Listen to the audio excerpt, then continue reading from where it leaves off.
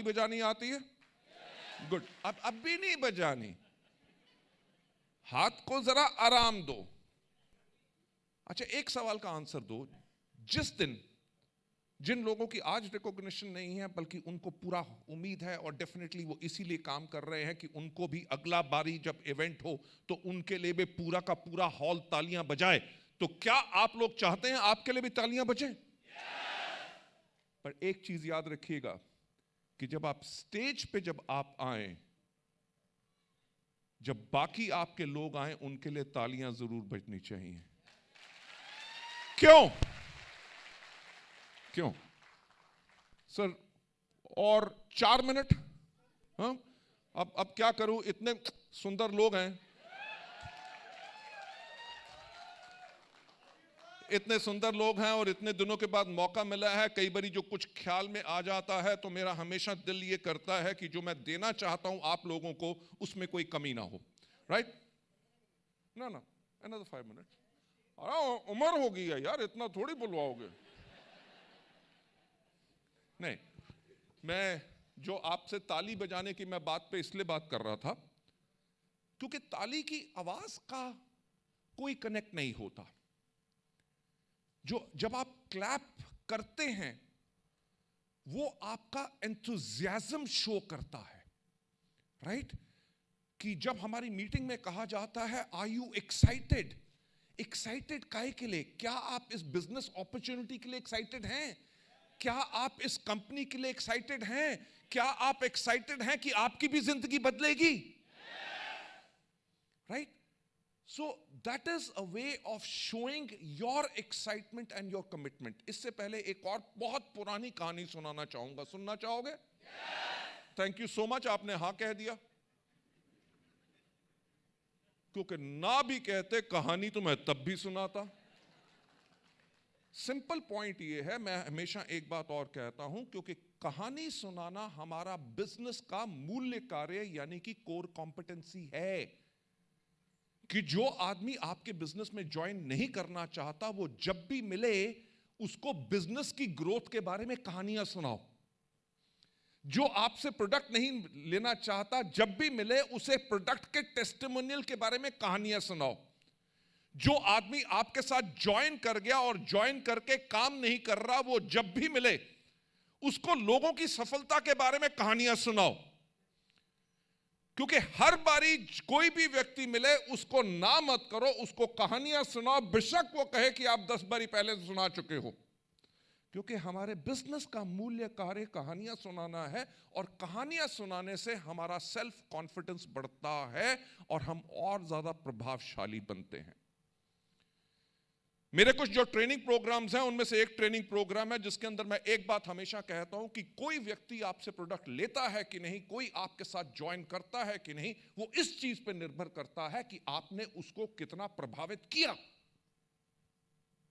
अगर आप किसी को जाके प्लान दिखाते हैं कि जी विकी ज्योति जायसवाल जी को देखो, इनका लगभग 20 लाख रुपए का चेक है और वो तब भी बिजनेस में नहीं आता, क्यों? क्योंकि आप दिखा रहे हैं उसको 20 लाख रुपया, बल्कि उसको नजर आ रहा है 2000 रुपए। यानी कि कमी कहां है? कमी है आपकी उस पावर में जो आपने अपनी कहानी में डाली। आदमी कभी एक बारी परफेक्ट नहीं बनता, आदमी दुनिया में कभी परफेक्ट नहीं बनता, वो सिर्फ अपने आप को बेहतरीन बनाता है। जब आप हर रोज यही प्रयास करते हो कि आप अपने आप को बेहतर कैसे बनाओ, तभी जाके आप मोर इफेक्टिव बनते हो और आपका कॉन्टिन्यूसली बिजनेस बढ़ता है। जो मैं कहानी सुनाने के ऊपर बात कर रहा था, मैं हमेशा एक जो मेरा ट्रेनिंग प्रोग्राम है वे टू स्टे अहेड, उसके अंदर that is one of my most favourite training programmes I must say. जब मैं उसको शो करता हूं तो उसके अंदर सबसे पहले नजर आता है एक फोटो जिसके अंदर हॉर्स रेस हो रही है। और मैं लोगों से पूछता हूं कि जब आप ये देख रहे हो यहां पे फोटोग्राफ में, आपको क्या नजर आ रहा है? लोग कहते हैं घोड़े, कोई कहता है घोड़ों की रेस। राइट? तो मैं कहता हूं कि घोड़ों की रेस हो रही है ना, लोग कहते हैं हाँ। तो मैंने कहा मुझे बताओ कभी गधों की रेस देखी? लोग कहते हैं नहीं। मैंने कहा सिंपल कहने का मतलब क्या है कि गधों की रेस नहीं होती। इसीलिए अपने बिजनेस के अंदर, अपने नेटवर्क के अंदर गधे नहीं लाने। ठीक? गधे कौन लोग होते हैं? जिनको काम करना पसंद नहीं, जिनको डंडा मारोगे नहीं तू बहुत अच्छा है, तू बहुत अच्छा है, तू कर काम कर, तू शेर है, वो तब थोड़ी देर आगे बढ़ेगा फिर रुक जाएगा। मैं आऊंगा उस बात पे जो मैंने कहा कि ताली क्यों बजानी है। तो मैं उनसे एक बात पूछता हूं कि क्या हर कोई घोड़ा रेस हॉर्स बन सकता है? लोग कहते हैं नहीं। मैंने कहा कुछ तो बनते हैं शादी के घोड़े भी, राइट? जिनके आगे जाके जब तक ये ना करो तू तू तू तुड़ू तू तू तुड़ू, यानी कि जिनको 24 घंटे मोटिवेट ही करते रहो, पंप मारते रहो, तब आगे चलेंगे, राइट? तो मैंने कहा कि घोड़े जो रेस हॉर्स बनते हैं, जिनको आगे भागना होता है, उनका बचपन से चुनाव होता है। यानी कि नेटवर्क में जो अपने लोग ला रहे हो, सबसे इंपॉर्टेंट चीज है चुनाव, राइट? उसके बाद उस घोड़े को अगले 3 साल तक ट्रेनिंग दी जाती है। तो जो आपका नया व्यक्ति आया है वो तीसरे महीने क्राउन डायरेक्टर नहीं बनेगा। उसको कम से कम 3 साल की ट्रेनिंग दो, जैसे रेस हॉर्स को दी जाती है, राइट? उसको एक्सरसाइज कराई जाती है, क्योंकि अगर मोटा घोड़ा होगा तो धीरे भागेगा। दूसरा सवाल मैं लोगों से पूछता हूं कि क्या कोई घोड़ा अपने आप भागता है? घोड़े को भगाता कौन है? जॉकी। मैं जो पॉइंट कहना चाहता हूं कि मेरे जैसा व्यक्ति जिसका कद 6 फुट 3 इंच है, कभी अच्छा जॉकी नहीं बन सकता। क्यों नहीं बन सकता? क्योंकि मेरी हड्डी का भार मेरे घोड़े को स्लो करता है। यानी कि घोड़े को जो भगाता है जॉकी, उसका हाइट कम होनी चाहिए, उसका वेट कम होना चाहिए। यानी कि जॉकी अगर लाइटर होगा तो घोड़ा तेज भागेगा। कहने का मतलब क्या कि आपका नेटवर्क जो है वो आपका घोड़ा है, और उसको नेटवर्क को दौड़ाने वाले लोग कौन हो? आप, यानी कि जॉकी। आपका भार कम होगा, आपका वेट कम होगा, यानी कि आप जब लाइटर हो गए, यानी कि मोटे लीडर बन गए, और कुछ नहीं करोगे, कहोगे भाग घोड़े भाग, तो घोड़ा नहीं भागेगा। आपको घोड़े को, नेटवर्क को दौड़ाना पड़ेगा। मोस्ट इंपॉर्टेंट चीज जो मैं कहता हूं कि कोई भी जॉकी जो है घोड़े के ऊपर तन के नहीं बैठता, क्योंकि अगर तन के बैठेगा तो हवा के प्रेशर से उसका घोड़ा स्लो हो जाएगा, यानी कि वो घोड़े के साथ मिलके बैठता है। और इंपॉर्टेंट बात, ना कोई घोड़ा मराठी जानता है, ना हिंदी जानता है, ना पंजाबी, ना अंग्रेजी, ना जापानीज। ना कोई जॉकी अपने घोड़े की भाषा जानता है। एक दूसरे की भाषा नहीं भी जानते, तब भी इतना स्ट्रॉन्ग कोऑर्डिनेशन और तालमेल बिल्ड करते हैं, टीम वर्क, यानी कि एक दूसरे के एक एक इशारे को समझते हैं। यह मत सोचना कि वेस्टीज के अंदर आओगे, 4 लोग लगाओगे और मर्सिडीज पाओगे, ऐसा नहीं होगा। छोड़ दो वेस्टीज, ड्रग्स स्मगलिंग का काम कर लो, बहुत पैसा है। वेस्टीज में मेहनत करनी पड़ेगी, you will have to follow the system. It is not a easy business, बहुत टफ बिजनेस है, जिसमें अपने आप को बेहतर बनाना पड़ता है। एक बात और कहना चाहूंगा, लोग वेस्टीज को ज्वाइन नहीं करते, लोग आपको ज्वाइन करते हैं।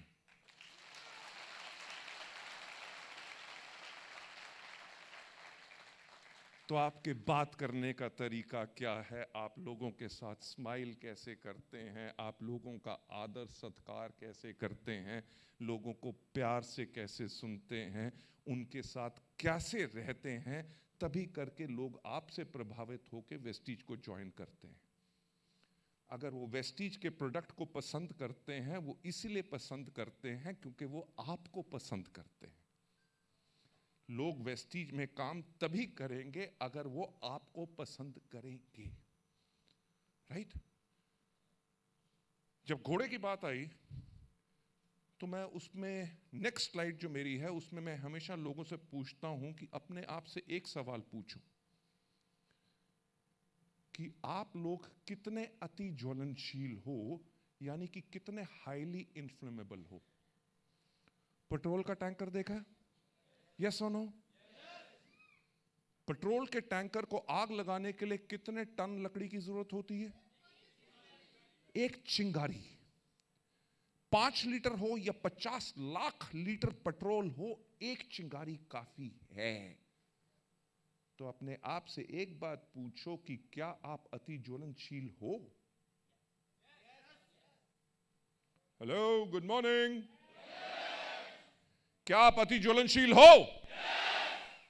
क्योंकि पेट्रोल के टैंकर में जब आग लगती है तो एक विस्फोट होता है और डर यह रहता है कि उसकी चपेट में जो भी आएगा वो जल के राख हो जाएगा। जब आप मीटिंग्स में आते हो, आप सुनते हो हमारे एंटायर टॉप लीडरशिप की, इनकी फोटोग्राफ्स देखते हो, इनकी अचीवमेंट्स के बारे में सुनते हो, तो क्या ब्लास्ट होता है?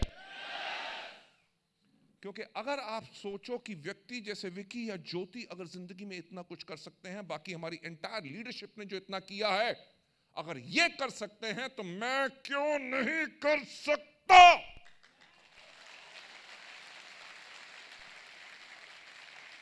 जब ये सोच आएगी, उस दिन ब्लास्ट होगा। अगर ये सोच आ गई, प्रभु की माया, कहीं धूप कहीं छाया, राइट, पैसा खाना थोड़ी है, सिकंदर भी गया था इस दुनिया से खाली हाथ, हम भी जाएंगे खाली हाथ। तो भाई साहब, किसी आश्रम, कहीं पीर बाबा के यहां पे कहीं जाके बैठ जाओ, यहां पे मीटिंग में बैठने का कोई फायदा नहीं, ठीक है?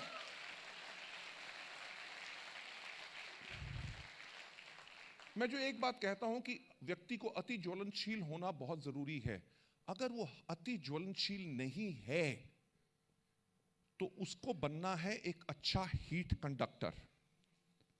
लोहा कभी आग नहीं पकड़ता, उसको आग के अंदर बेशक मत रखो, अगर आग के बगल में भी रखो तो वो आग की इतनी गर्मी ले लेता है कि उसको कोई भी छुए वो आग लग जाती है।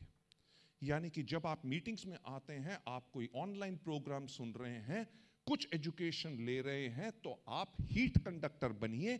इन लोगों ने जिन्होंने 15-20 साल इस इंडस्ट्री में लगा के सारी वो गलतियां कर ली, ताकि आप उन गलतियों को ना करो, उनकी बात जरूर सुनो और उनसे वो गर्मी लो।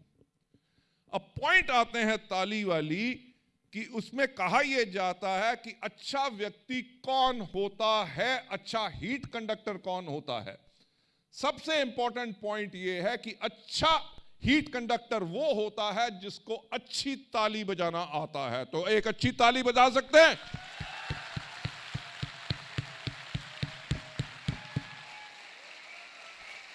Thank you. आज के पूरा दिन जब प्रोग्राम रहेगा, बेहतरीन तालियां रहेंगी। कहीं बैठे हुए ताली बजाने की एक्टिंग मत करना। ताली बजाने की एक्टिंग लोग कौन करते हैं? जब बैठे होते हैं, लोग कहते हैं ताली बजाओ, तो ये क्या बजा रहे हो? कई लोगों की ताली होती है, ना आवाज आएगी ना दर्द होगा, राइट? सिर्फ एक्शन होगा। सिर्फ एक्शन होगा तो कोई रिजल्ट नहीं होगा, राइट? अगेन लास्ट क्वेश्चन, सफल होना चाहते हो?